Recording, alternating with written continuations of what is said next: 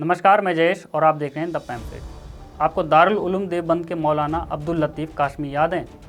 शायद नाम याद ना हो, पर ये वही मौलाना हैं जिनका वर्ष 2017 का एक वीडियो वर्ष 2021 में वायरल हुआ था, जिसमें मौलाना ने यह क्लेम किया था कि हिंदुओं के पूज्य भगवान बद्रीनाथ दरअसल मुस्लिम प्रीचर बदरुद्दीन शाह हैं। इस वीडियो को लेकर मौलाना के ऊपर हिंदुओं की धार्मिक भावनाओं को ठेस पहुँचाने के लिए FIR भी दर्ज हुई थी। आमतौर पर ऐसी बातें सुनकर हम यह कहते हुए हंस देंगे कि कैसा जाहिल आदमी है, और लोग इसे मौलाना कहते हैं, या फिर कोई व्यंग्य करके आगे निकल जाएंगे। पर प्रश्न उठता है कि क्या इसे मौलाना की जाहिलियत कहना या समझना काफ़ी है? प्रश्न यह भी उठता है कि यह किसी एक मौलाना की कही गई बात या इसके पीछे कोई योजना है। ऐसा हम क्यों पूछ रहे हैं? हाल ही में तथाकथित मुस्लिम स्कॉलर द्वारा सार्वजनिक तौर पर ऐसे क्लेम किए जा रहे हैं जो न केवल ऐतिहासिक और धार्मिक रूप से आउटरेजियस हैं, बल्कि उन्हें सुनकर लग रहा है जैसे ऐसी बातें योजनाबद्ध तरीके से की जा रही हैं। एक तथाकथित मुस्लिम स्कॉलर को एक टीवी डिबेट में यह कहते हुए पाया गया कि मुसलमान ऐसा मानते हैं कि चूँकि यह धरती अल्लाह की है, इसलिए इस पर पैदा होने वाला हर व्यक्ति मुसलमान है।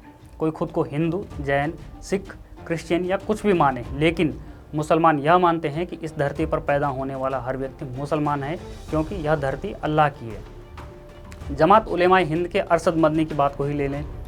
मदनी का कहना है कि ओम ही अल्लाह है, क्योंकि हम ऐसा मानते हैं। इसका मतलब यह है कि मनु अल्लाह को ही पूछते थे।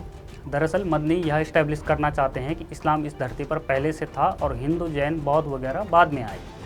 मनु और मनुस्मृति को दुनिया की सारी समस्याओं की जड़ बताने वाले अचानक मनु को अल्लाह का पुजारी बताने लगे हैं। इसका क्या कारण हो सकता है?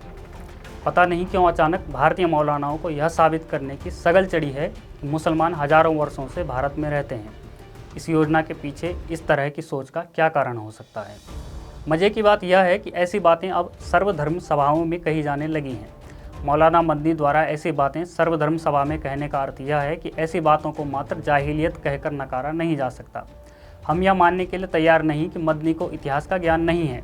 ऐसे में इस तरह की सभा जिसमें हिंदू, जैन, सिख और बौद्ध धर्मगुरु थे, उसमें ऐसी बातें कहने का अर्थ यह है कि ये बातें अनायास नहीं कही जा रही हैं। आखिर ये उसी तरह की बातें हैं जैसे कोई इतिहासकार अचानक कहना शुरू कर दे कि सभ्यताएँ नदियों के किनारे नहीं बसी, बल्कि दुनिया भर की नदियों ने अपना रास्ता बदल दिया ताकि वे सभ्यताओं के किनारे किनारे बह सकें।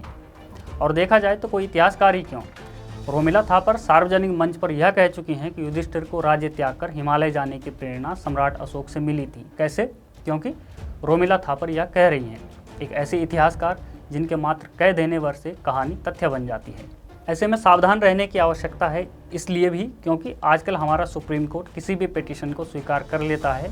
कल यदि कोई मौलाना सुप्रीम कोर्ट के सामने यह क्लेम लेकर पहुंच जाए कि चूंकि धरती अल्लाह की है, इसलिए हम मनु को मुसलमान मानते हैं। हुजूर, आप ही बताएं, क्या हम गलत कह रहे हैं? आपका इस पर क्या मानना है? हमें कमेंट बॉक्स में ज़रूर बताएं। बने रहिए हमारे साथ, देखते रहिए द पैम्फलेट।